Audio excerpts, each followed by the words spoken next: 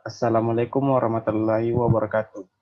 Perkenalkan kami dari kelompok 6 yang akan mempresentasikan isi dari peraturan perundang-undangan tentang pertanian. Adapun dari anggota kelompok kami yaitu Nabila Paradila Ode, Muhammad Fikri Al-Kausar, Irnawati Anwar, Agus Miaddin, dan Nurul Hikmah. Latar belakang, Indonesia merupakan negara yang mempunyai sumber daya alam yang sangat kaya, baik dari sektor pertanian, perkebunan, pertambangan, dan perikanan. Dengan modal besar dan melimpah yang memiliki negara Indonesia, seharusnya dapat mencapai kemakmuran dan kesejahteraan dalam hal pangan atas sumbangsi pertanian yang sangat besar.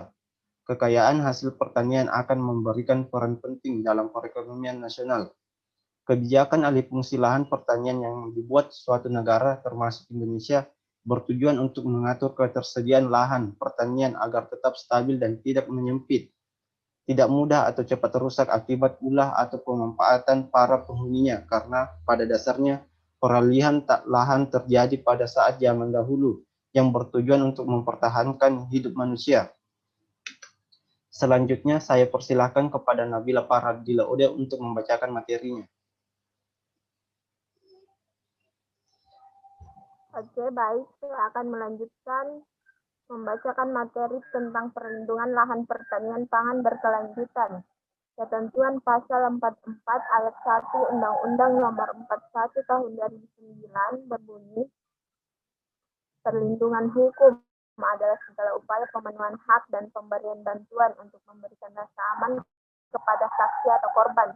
Perlindungan hukum korban kejahatan sebagai bagian dari perlindungan masyarakat dapat diwujudkan dalam berbagai bentuk, seperti pemberian restitusi, kompensasi, pelayanan medis, dan bantuan hukum. Hukum bertujuan mengintegrasikan dan mengkoordinasikan berbagai kepentingan masyarakat, karena dalam suatu lalu lintas kepentingan, perlindungan terhadap kepentingan tertentu dapat dilakukan dengan cara membatasi berbagai kepentingan di lain pihak. Kepentingan hukum adalah mengurusi hak dan kepentingan manusia, sehingga hukum memiliki otoritas tinggi untuk menentukan kepentingan manusia yang perlu diatur dan dilindungi.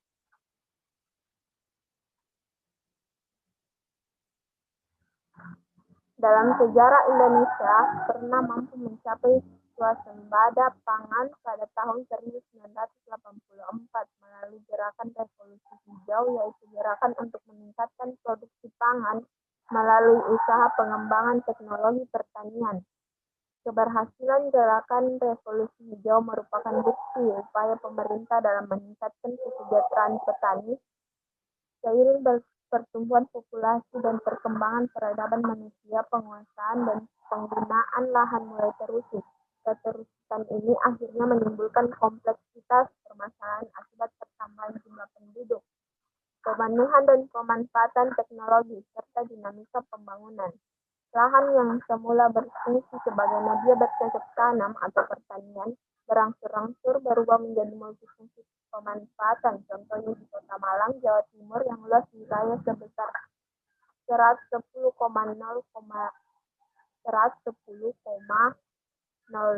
km hektar dari tahun ke tahun terus menyusut karena beralih fungsi lahan pertanian menjadi kawasan perumahan atau permukiman maupun sebagai kawasan yang digunakan untuk perekonomian.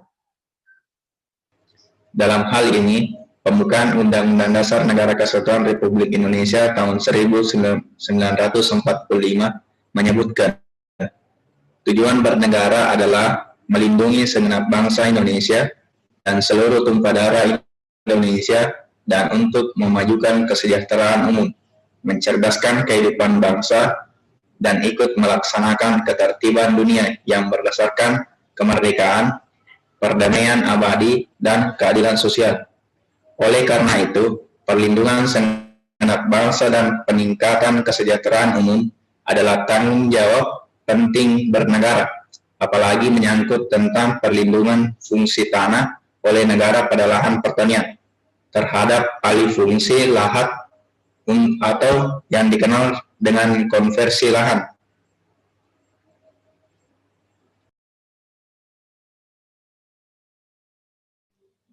Saya persilahkan kepada Irnawati Anwar untuk membacakan materinya.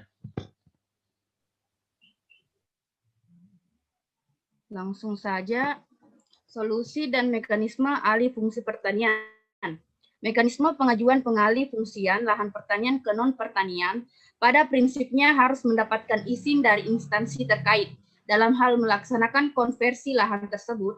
Sebelumnya pemilik lahan memang harus memperoleh izin perubahan penggunaan tanah atau IPPT yang diajukan kepada Badan Pertahanan Nasional Republik Indonesia, BPNRI, berwenang mengeluarkan pertimbangan teknis pertanahan dalam rangka penerbitan IPPT tersebut.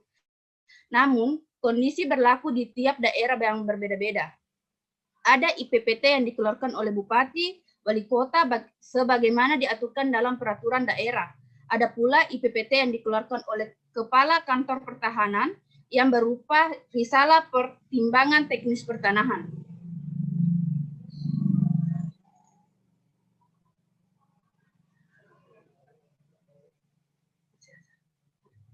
Faktor-faktor yang menyebabkan terjadinya alih fungsi lahan pertanian menjadi lahan non-pertanian adalah sebagai berikut. A. Faktor eksternal yang disebabkan oleh adanya dinamika pertumbuhan perkotaan, demografi maupun ekonomi. Yang kedua, B. Faktor internal yang disebabkan oleh kondisi sosial ekonomi, rumah tangga, pemilik lahan pertanian dan penggunaan lahan pertanian. Dan C. Faktor kebijakan pemerintahan, yaitu regulasi yang dikeluarkan oleh pemerintah pusat maupun daerah yang berkaitan dengan alih fungsi lahan pertanian yang tidak efektif dalam pelaksanaannya. Kelemahan regulasi terutama terkait dengan masalah kekuatan hukum, sanksi pelanggaran, dan akurasi objek lahan yang dilarang dikonversi.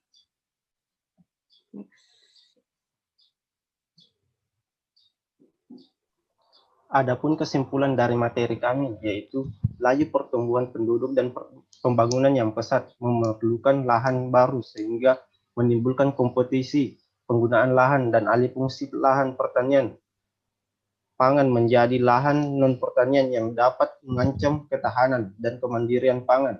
Pemerintah daerah wajib melakukan perlindungan lahan pertanian pangan berkelanjutan dalam rangka terjaminnya hak atas pangan bagi masyarakat guna melindungi lahan pertanian pangan dari alih fungsi lahan sesuai amanat ketentuan Undang-Undang Nomor 41 Tahun 2009 tentang perlindungan lahan pertanian pangan berkelanjutan. Mestinya setiap daerah telah memiliki peraturan daerah tentang rencana tata ruang wilayah yang di dalamnya juga mengatur penetapan lahan pertanian pangan yang harus mendapatkan perlindungan dengan cara melarang untuk dilakukan alih fungsi menjadi lahan non-pertanian. Itulah tadi hasil dari presentasi kelompok kami. Kurang lebihnya mohon dimaafkan. Wabillahi taufiq wal hidayah. Wassalamualaikum warahmatullahi wabarakatuh.